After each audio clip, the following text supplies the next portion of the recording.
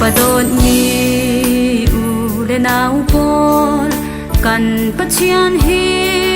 atha tu ke mi siang re lâu mi sual pol in nong siang lâu in shil tu asi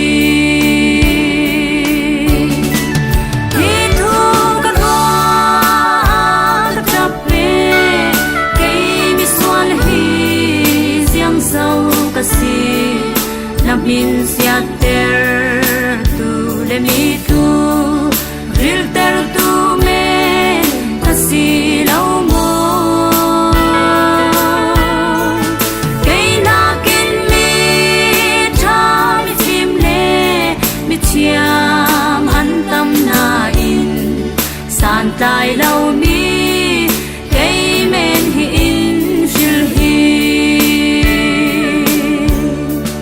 sual nak hi min sinola na maya siang tin ka ding pasual nang mua cho hilin mi ding mi chiang mi ma in tua dâu si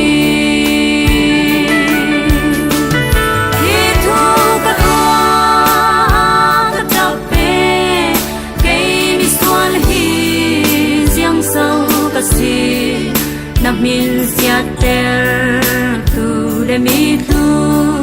ril ter tu me asi lo mo kei na kin mi tha mi phim le mi chiam an tam na in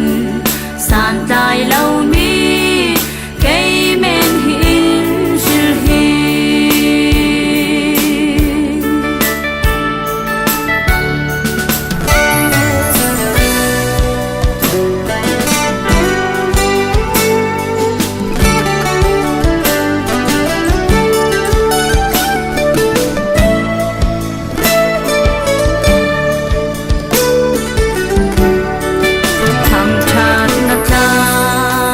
kin boy pa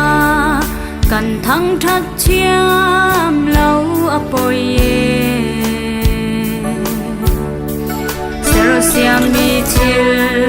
hoa hoa pol hin in thang that pi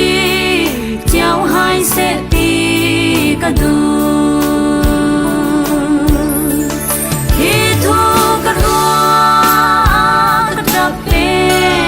kei mi sual min sia ter tu le mi tu ril ter tu me asi lo mo kei na kin mi tha mi phim le mi chiam an tam na in san tai lo mi